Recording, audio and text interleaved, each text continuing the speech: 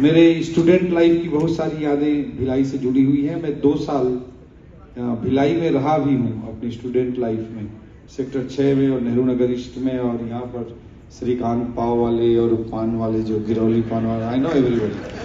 वहाँ से मैं संघर्ष करते हुए आगे बढ़ा और one of the youngest age में देश में आईएएस बना था। मनमोहन सिंह जी जो काम फिनांस मिनिस्टर रहते हुए कर पाए, देश के प्राइम मिनिस्टर रहते हुए नहीं कर पाए। सिस्टम अच्छे से बिल्डअप करना चाहते हैं, उस सिस्टम बनाने में आप सब लोगों का फीडबैक चाहिए, और जो अच्छा काम करता है व्यापारी, जो ईमानदार व्यापारी है, उसको उतना एप्रिसिएशन मिल सके। भिलाई छत्तीसगढ़ का एक ग्रोथ इंजन है। यहाँ पे एजुकेशन, यहाँ पे इंडस्ट्री, यहाँ के लोगों की कैपेबिलिटी बहुत ज़्यादा है। तो भिलाई को एक ग्रोथ इंजन के रूप में कैसे स्थापित करें और भिलाई छत्तीसगढ़ के ग्रोथ इंजन के रूप में छत्तीसगढ़ को कैसे कंट्रीब्यूट करे। मोदी जी वो काम करते हैं जो जनता को अच्छे लगे, जरूरी नहीं, वो जनता के लिए अच्छे होते हैं। मैं सभी से अनुरोध करूंगा कि ओपी चौधरी सर को स्टैंडिंग ओवेशन दें। आज कला मंदिर सिविक सेंटर में the institute of chartered accountant of India की ओर से एक आयोजन किया गया था, जिस आयोजन में जीएसटी मुख्य मुद्दा था और जीएसटी पर चर्चा करने के लिए तमाम बिजनेसमैन को बुलाया गया था, बिजनेस पर्सन्स को बुलाया गया था, जिसमें बतौर मुख्य अतिथि प्रदेश के फाइनेंस मिनिस्टर ओपी चौधरी भी शामिल हुए थे। ओपी चौधरी ने अपने संबोधन में काफ़ी कुछ कहा है, जिसमें उनकी तीसरी ट्रेनिंग का पार्ट जो था, जब 9 साल के आईएएस करियर के बाद लबासना भेजा जाता है, लबासना से उन्हें साउथ कोरिया भेजा गया था ताकि वहाँ की डेवलपमेंट को देखकर वो कुछ सीख सकें और प्रोजेक्ट्स बना सकें। तो उसके बारे में भी उन्होंने अपने एक्सपीरियंस को साझा किया। इसके साथ ही पूर्व प्रधानमंत्री मनमोहन सिंह के बारे में काफ़ी कुछ कहा है और प्रधानमंत्री नरेंद्र मोदी के बारे में काफ़ी कुछ कहा है, और उन्होंने साफ तौर पर यह भी बताया है कि जब भारत देश को आज़ाद हुए 100 साल हो जाएंगे, यानी कि 2047 तक का नरेंद्र मोदी का विज़न है कि जो इंडिया डेवलपिंग कंट्री है वो 2047 पहुँचते पहुँचते डेवलप्ड कंट्री बन जाए। अपने संबोधन में ओपी चौधरी ने क्या कुछ कहा, ये आप खुद सुन लीजिए। इस महत्वपूर्ण कार्यक्रम में, जिसमें institute of chartered accountants of India, वहाँ से आदरणीय कावरा साहब भी उपस्थित हैं, हमारे छत्तीसगढ़ के चैम्बर ऑफ कॉमर्स के आदरणीय भाई अमर परवानी जी, जो कि वो अपने प्रोफेशन में जहाँ पर भी ऑर्गेनाइजेशन में बिलोंग करते हों, बट उनसे मेरा रिश्ता एक बड़े भाई छोटे भाई का है। और जब मैं कलेक्टर था तो जितने हार्ड डिसीजंस व्यापारी साथियों के लिए लेना होता था, इनकी मदद से ही मैं करता था। आप लोगों को भी ये टीच करते थे मेरे लिए। ऐसे हमारे भाई, हमारे रायपुर, हमारे दुर्ग के विधायक भाई गजेंद्र यादव जी हमारे बीच में उपस्थित हैं। बहुत ही डाउन टू अर्थ, बहुत ही मेहनती और लोगों के लिए हमेशा सपोर्ट करने के लिए तैयार रहने वाले आदरणीय गजेंद्र भाई, पायल जी, संजय भैया जी, ये भी हमारे बहुत करीबी है। मेरे चुनाव के सारे आंकड़े वाकड़े यही मैनेज करते हैं इलेक्शन कमीशन के साथ। भाई अजय वसीम जी, इन्होंने मेरे चुनाव में जितना काम किया है, कांग्रेसियों को पता चल जाए तो बाहर ही किडनैप हो जाएंगे जाके रायगढ़ में स्टेशन होकर के।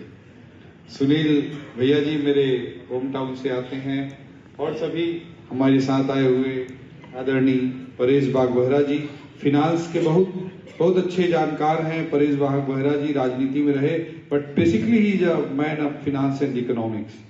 तो इनकी 1990 में लिस्टेड कंपनी हुआ करती थी बॉम्बे स्टॉक एक्सचेंज में। इन्होंने मूवी बनाई, गुनाह मूवी आप सब जानते होंगे, परेश बागबहरा भैया ने बनाई। आजकल छत्तीसगढ़ ही में भी कई मूवी बनाते हैं, डिफरेंट टाइप ऑफ शौक रखते हैं, और पॉलिटिक्स में भी एमएलए के रूप में काम किए बागबहरा एरिया से।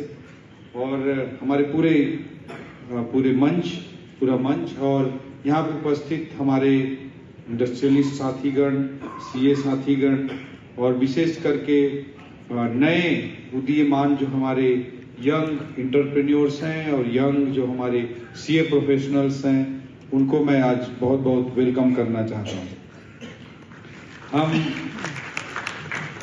किसी भी देश को आगे बढ़ाना चाहते हैं तो सबसे इंपॉर्टेंट रोल होता है उसकी पॉलिटिकल लीडरशिप का। बाकी सब हो जाता है, सबसे जरूरी होता है पॉलिटिकल लीडरशिप का। और जो आखिरी मेरे को हर मंच पे सवाल पूछा जाता है कि आप तो अच्छे भले आईएएस थे, एक छोटे से गांव से निकल कर आए। जब मैं सारे बड़ा हम्बल बैकग्राउंड से आया, मैं 7.5 साल का था तब मेरे पिताजी का निधन हो गया था। मेरी माँ 4th क्लास तक पढ़ी हुई है। वहां से मैं संघर्ष करते हुए आगे बढ़ा और one of the youngest age में देश में IAS बना था और छत्तीसगढ़ राज्य गठन के बाद पहला IAS बना। और मेरे स्टूडेंट लाइफ की बहुत सारी यादें भिलाई से जुड़ी हुई हैं। मैं 2 साल भिलाई में रहा भी हूँ अपनी स्टूडेंट लाइफ में, सेक्टर 6 में और नेहरू नगर ईस्ट में, और यहाँ पर श्रीकांत पाव वाले और पान वाले जो गिरौली पान वाले, आई नो एवरीबॉडी।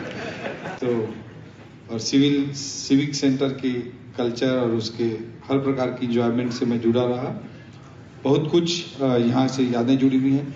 IAS में मैं लंबे समय तक रहा, 13 साल तक IAS में रहा और बेस्ट पॉसिबल जो ब्यूरोक्रेटिक जर्नी हो सकती थी वो 13 इयर्स की मेरी रही ना। मैं दंतेवाड़ा जैसे डिस्ट्रिक्ट में अच्छा काम कर पाया, एजुकेशनल इनोवेशंस कर पाया, जिसने मुझे नेशनल और इंटरनेशनल लेवल पे एक पहचान दी।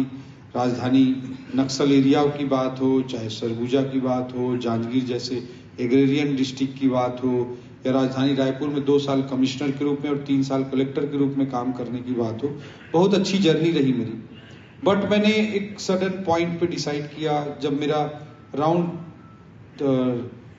जब लगभग 23 साल 24 साल की नौकरी मेरी और बची हुई थी, देन आई डिसाइडेड कि I should quit IAS and I should join politics. तो ये डिसीजन मैंने किया। इसके पीछे बहुत सारे थॉट थे और बेसिकली मुझे लगता है कि इंडियन डेमोक्रेटिक सिस्टम में पॉलिटिक्स सबसे इम्पोर्टेंट है। वेदर वी लाइक इट और dislike it, whether we love it और hate it, but it's most important. इससे आप मना नहीं कर सकते। हम बाहर से बोलते हैं कि भाई ये तो नाली है, कीचड़ है, दिस है, दैट है, there are lot of challenges, बहुत सारी टांग खिंचाई है, बहुत सारे उल्टी पुल्टी चीजें हैं। उसके कारण जिसकी लाइफ अच्छी भली चलती रहती है वो सोचता है यार मैं इस पचड़े में क्यों पड़ूं, मेरा लाइफ तो अच्छा चल रहा है। तो बट मेरे को हमेशा एक स्टेटमेंट कौंधता था।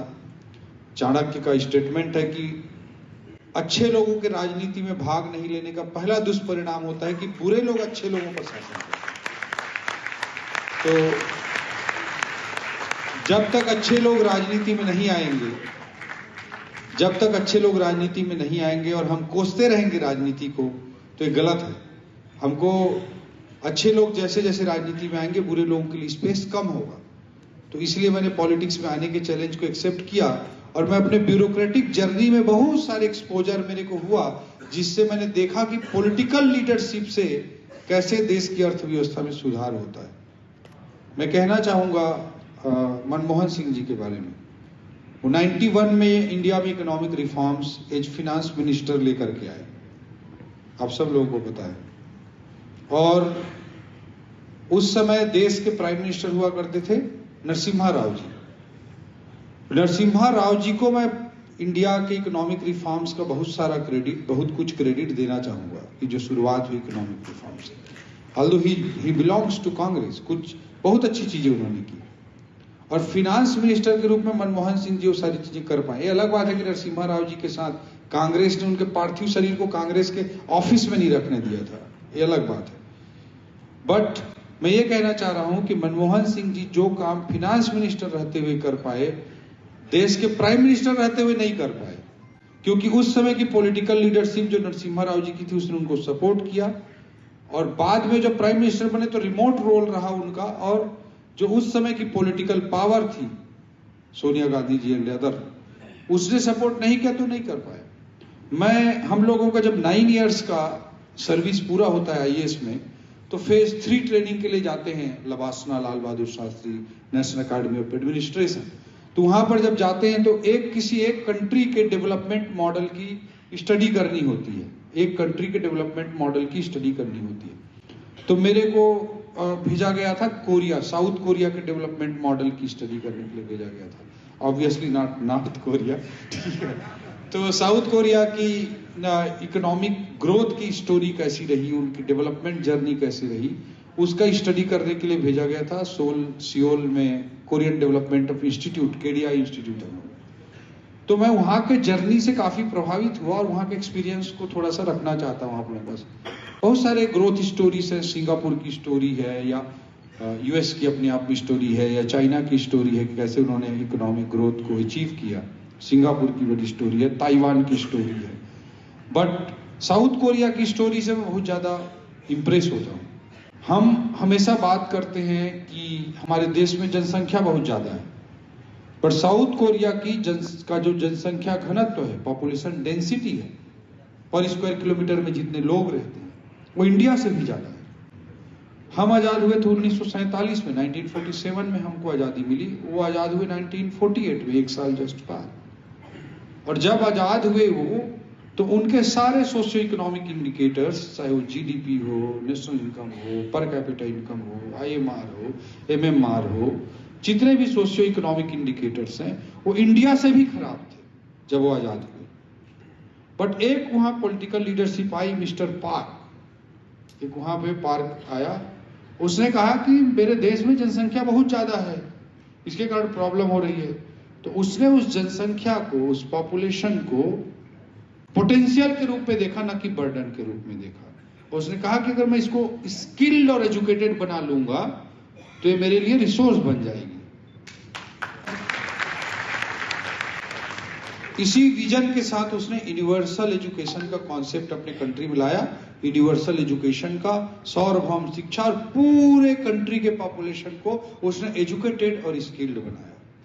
और एक तरफ उसने जैसे ही पॉपुलेशन को तैयार किया, दूसरी तरफ उसने देखा कि मेरे देश के खुद के जो डिमांड है, उसी को मेरी इकोनॉमी में अगर मैं पूरा करता रहूं तो मेरा इकोनॉमी ग्रो नहीं कर सकता।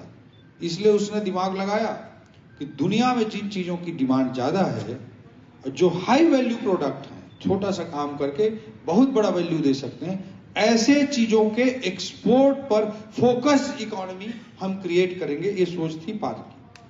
और उसने एक एक करके अपने देश के जो बड़े बिजनेस हाउसेस थे उनको बुलाया, और उसने बोला कि जैसे आज हम सबके हाथों में सैमसंग की मोबाइल होती है, उसने सैमसंग को बुलाया। उस समय शायद सैमसंग कपड़े बनाने का काम करती थी, 70s, ठीक है। तो उसने बुलाया, एक कपड़ा उपड़ा छोड़ो, ये बंद करो तुम, दुनिया में इलेक्ट्रॉनिक्स प्रोडक्ट की डिमांड है और तुम इलेक्ट्रॉनिक्स प्रोडक्ट का काम करो, ये तेरा काम है। उसने तय कर दिया।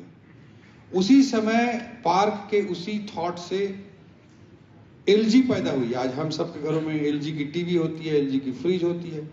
तो उसने एलजी को बुलाया। उस समय एलजी वाले शायद ऊन बनाने का काम करते थे, ऐसा कुछ है। तो उनको बोला कि ये सब बंद करो, तुम ये बनाओगे, टीवी बनाओगे, रेफ्रिजरेटर बनाओगे, ये सब बनाओगे। उसने हुंडई को बुलाया। उस समय शायद वो पेस्टिसाइड वगैरह बनाने का काम करती थी Hyundai. I am exactly not recalling exactly कौन क्या काम, बट इस तरह के ट्रेडिशनल काम करते थे। तो एग्रोकेमिकल का, पेस्टिसाइड का काम करती थी। उसको बोला नहीं नहीं, तुम ऑटोमोबाइल में काम करोगे, वर्ल्ड में ऑटोमोबाइल की डिमांड है। उसने बड़े बड़े बिजनेस हाउसेस के वर्क को पूरी तरह से शिफ्ट किया, जिसकी दुनिया में रिक्वायरमेंट थी, एक्सपोर्ट बेस्ड थी, हाई वैल्यू थी। और जो उसने पॉपुलेशन तैयार किया था, एजुकेटेड और स्किल्ड, उस पूरे पॉपुलेशन को अच्छी तरह से जॉब देने के डायरेक्शन में दोनों को लिंक किया। और उसने उस समय एक स्कीम निकाली थी, VGF scheme for those business houses. VGF scheme, viability gap funding scheme, कि तुमको अगर बिजनेस में कुछ भी लॉस होगा उसको सरकार वहन करेगी। तुम ये काम करो, दुनिया के लिए जरूरी है, हमारे पॉपुलेशन के लिए जरूरी है, और इसमें तुमको कोई भी लॉस होगा, I am there with you. इस कॉन्सेप्ट के साथ उसने काम किया। आज देखिए, सैमसंग हो, एलजी हो, हुंडई हो, पूरी दुनिया में छा गए, इतने बड़े बड़े जाइंट कंपनियां बन गई। उसके देश के यूथ को उन्होंने रोजगार दिया, उनकी इकोनॉमी को इतना बड़ा बना दिया। और देखते देखते 15 सालों के अंदर साउथ कोरिया डेवलपिंग कंट्री से, एक पिछड़े हुए बैकवर्ड कंट्री से डेवलप्ड कंट्री के लिस्ट में शामिल हो गया। और आज आप साउथ कोरिया के किसी भी सोशियो इकोनॉमिक इंडिकेटर्स को कंपेयर करेंगे तो अमेरिका और यूएस के कंट्री से, अमेरिका और यूएस और यूरोप के कंट्री से उनके better socio economic indicators south Korea के।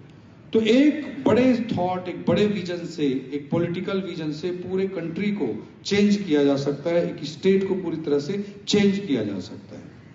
बट उसके लिए एक बड़े लेवल का विजन, एक रोड मैप और एक कमिटमेंट, एक पॉलिटिकल विल बहुत जरूरी होता है। तो आज मैं आप सब लोगों को यही कहना चाहता हूं कि देश में, भारत देश में जो कुछ हो रहा है आज, नरेंद्र मोदी जी के विजन में, it's for new India, fastest growing economy,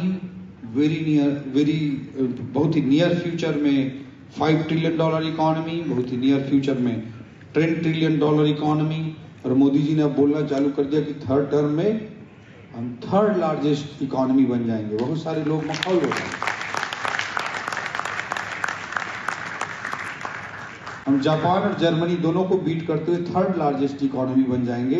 Modi ji ने ये कहना चालू कर दिया। और मोदी जी कुछ बोलते हैं तो बात में दम होती है। और ये बिल्कुल बहुत सारे इकोनॉमिस्ट उसमें बोल रहे हैं कैसे हो जाएगा, ये होगा वो होगा, बट मोदी है तो मुमकिन है।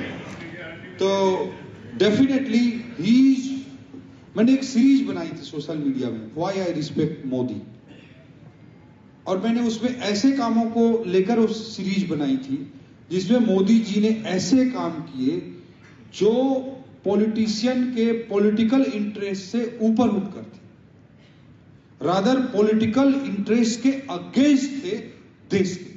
थोड़ा सा शब्दों में गड़बड़ा जा रहे थे, वो एग्जैक्टली बोलना चाह रहे थे मोदी जी वो काम करते हैं जो जनता को अच्छे लगे, जरूरी नहीं, वो जनता के लिए अच्छे होते हैं। That is important for any nation. Modi ji ने ऐसे बहुत सारे काम किए। मैं एक एग्जांपल देना चाहता हूं आपको। जीएसटी की ही बात आई, जीएसटी पे कितना सारा देश में बवाल मचा, but you all know GST is much better taxation system than earlier. Old system जो था उससे कई गुना ज्यादा अच्छा सिस्टम।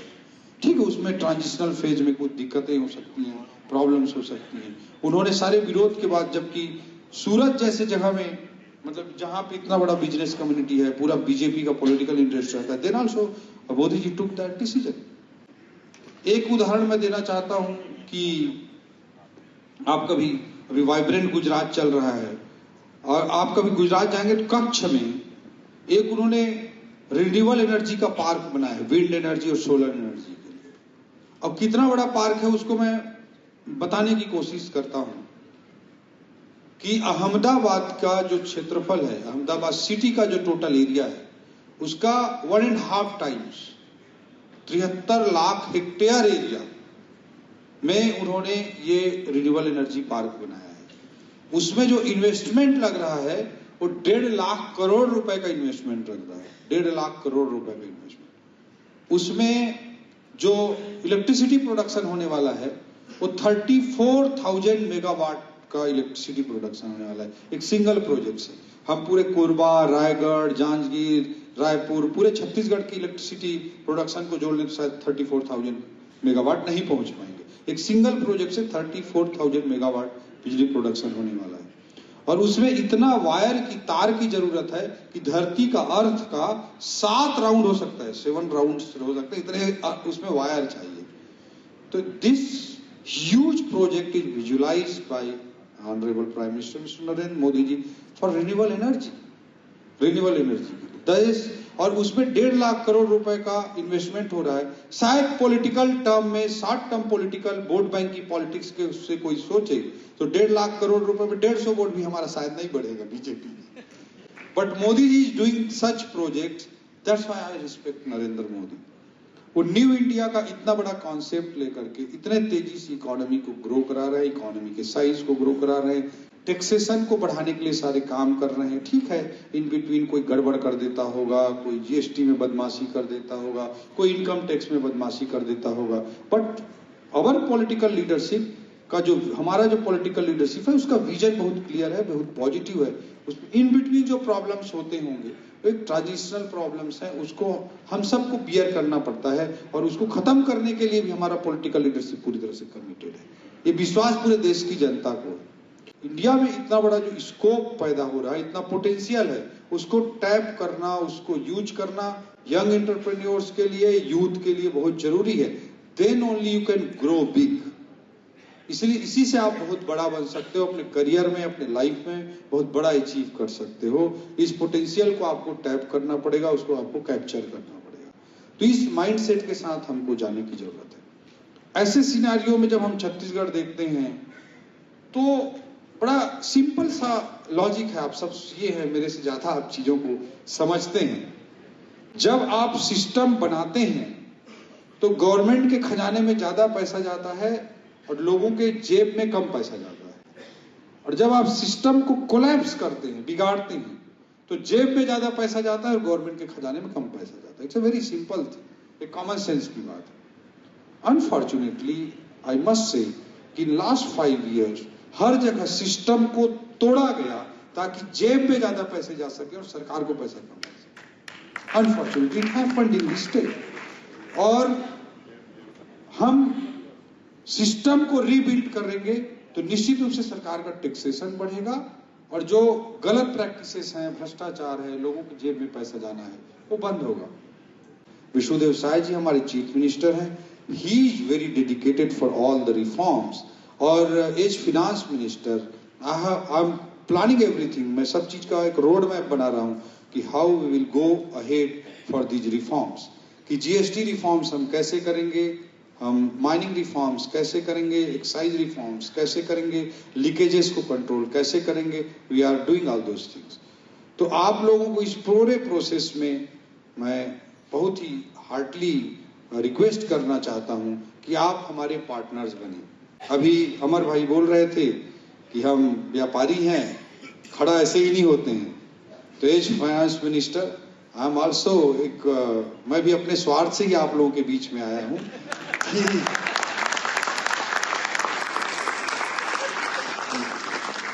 कि यू आर द पीपल, आप ही वो लोग हो जो मेरे रेवेन्यू को बढ़ा सकते हो। I know it very well. तो आप सब लोगों से मैं रिक्वेस्ट करना चाहता हूं कि इस पूरे रिफॉर्म के प्रोसेस में लोगों का को प्रॉब्लम कम से कम हो, सिस्टम ज्यादा से ज्यादा अच्छा हो। उस सिस्टम के लिए जो भी टेक्नोलॉजिकल टूल्स हैं, कंसल्टेंसी सर्विसेज हैं, रिसोर्स पर्सन्स हैं, एक्सपर्ट मैन पावर्स हैं, जरूरी मैन पावर हैं, उनके अलग प्रकार के रिसोर्सेस हैं, रीजनल ऑफिसेस हैं। I am going to sanction each and everything जो स्टेट के लिए जरूरी है। इन जीएसटी में अभी हम लोगों ने बहुत सारे नए अफसरों को भी हमने अपॉइंट किया स्टेट जीएसटी में, और फर्स्ट टाइम आई थिंक कि 3 IAS ऑफिसर हमने वहां पे डिप्यूट किया है। अब बहुत जल्द उसके अच्छे परिणाम आपको दिखेंगे। तो हम सिस्टम अच्छे से बिल्डअप करना चाहते हैं। उस सिस्टम बनाने में आप सब लोगों का फीडबैक चाहिए, और जो अच्छा काम करता है व्यापारी, जो ईमानदार व्यापारी है, उसको उतना एप्रिसिएशन मिल सके। टैक्स पेयर को कोई चोर बोल करके इस देश में संबोधित ना करे। This is our vision.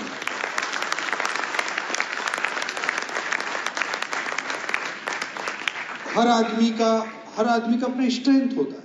System में जब देश को हम नेशन बिल्डिंग जब करते हैं, जब राष्ट्र का निर्माण करते हैं, तो हर व्यक्ति का अपना अपना रोल होता है। और सच्ची देशभक्ति, सच्ची राष्ट्र सेवा यही है कि हमारा जो देश में रोल है उसको हम अच्छे तरीके से करें। देश विकसित भारत कैसे बनेगा?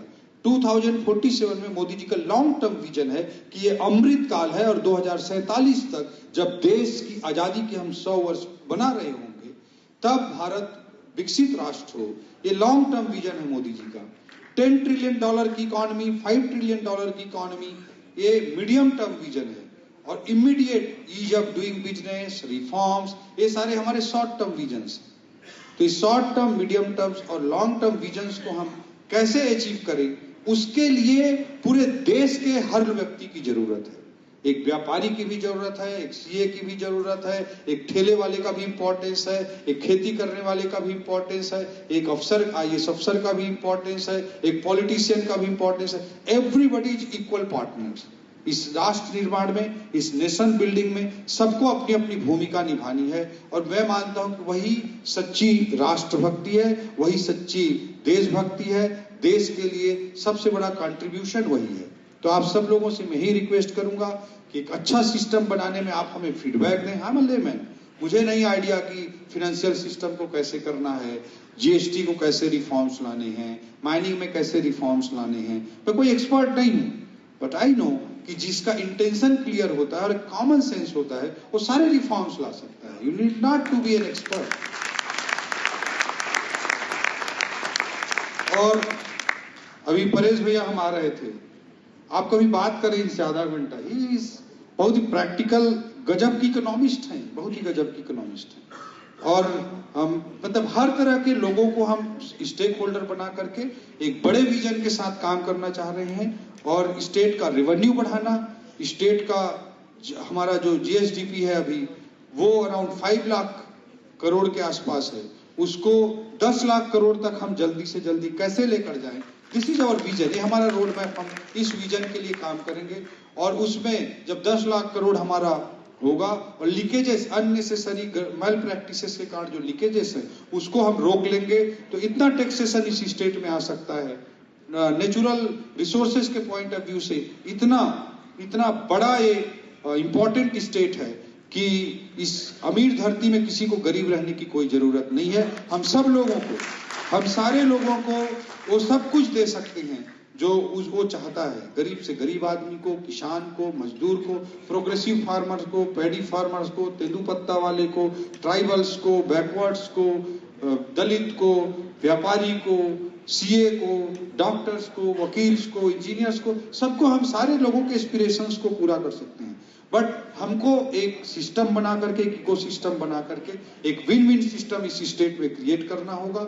अभी बहुत सारे चीजों का सिस्टम कोलैप्स है, हम बहुत सारी चीजों में माइनस में है, हमको पहले जीरो लेवल पे लाना होगा, then only we can rise. तो उसके लिए हमको बड़े चैलेंजिंग रिफॉर्म्स की जरूरत है। और इस सारे प्रोसेस में एक राष्ट्र भक्त के रूप में, छत्तीसगढ़ के अच्छे सेवा करने वाले लोगों के रूप में मैं आप सब लोगों का सहयोग चाहता हूं। आप सब लोग फीडबैक दें, कोई गलत सिस्टम है, गलत मैकेनिज्म है, उसको समाप्त करने के लिए ईमानदारी के साथ, 100% ईमानदारी के साथ एज फिनांस मिनिस्टर मैं काम करूंगा और हमारी सरकार उस दिशा में काम करेगी। आप सब लोगों का सपोर्ट हमको चाहिए, यही मैं आप लोगों के बीच में रखने आया हूं। और जब देश ग्रो करता है तो सबको उसका हिस्सा मिलता है, और आप स्टेट ग्रो करेगा, हमारा छत्तीसगढ़ ग्रो करेगा, तो आप सब ग्रो करेंगे। और इसी विश्वास के साथ कि आप सब लोगों का सपोर्ट मिलेगा, मैं अपनी बात को समाप्त करता हूं। जय हिंद, जय भारत, जय छत्तीसगढ़।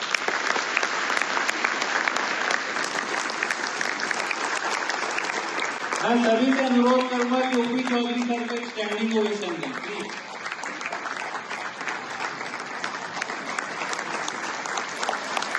सर, आपके आर्थिक वचनों के लिए बहुत बहुत धन्यवाद। हम नगर निगम की सरकार की बोगियों एवं गार्ड के रूप में आपके साथ रहने का वादा करते हैं। भिलाई के इंटरप्रेन्योर्स, सारे सीए, सारे उद्योगपति, सब लोग यहाँ पर उपस्थित थे और जीएसटी के संबंध में एक बहुत ही अच्छा कॉन्फ्रेंस हुआ है। छत्तीसगढ़ को हम आने वाले समय में 5 लाख करोड़ की जीडीपी से 10 लाख करोड़ की जीडीपी हम कैसे बनाएं, और जो इंडिया की जर्नी है 5 trillion dollar economy, 10 trillion dollar economy, 2047 तक एक विकसित भारत, उसमें छत्तीसगढ़ का कैसा कंट्रीब्यूशन हो, उसमें जीएसटी रिफॉर्म्स, इकोनॉमिक रिफॉर्म्स, जो पिछली सरकार के समय में सारे रिफॉर्म्स को नेगेटिव कर दिया गया था, पूरी तरह से सिस्टम को ध्वस्त करके ऐसा सिस्टम बनाया गया था जिसमें जेब में ज़्यादा पैसा जाए और सरकार के पास टैक्सेशन से कम पैसा जाए, उसको पूरी तरह से जो ध्वस्त सिस्टम था उसे ठीक करते हुए, रिफॉर्म्स लाते हुए 10 लाख करोड़ की जीडीपी बनाने का हम एक रोड मैप पर काम कर रहे हैं और रिफॉर्म्स पर काम कर रहे हैं। इसमें सारे सीए, सारे इंडस्ट्रियलिस्ट, सारे इंटरप्रेन्योर जो ईमानदारी से अच्छे से काम करना चाहते हैं, उनके सहयोग की अपेक्षा आज हम लोगों ने अपील यहाँ पर की है।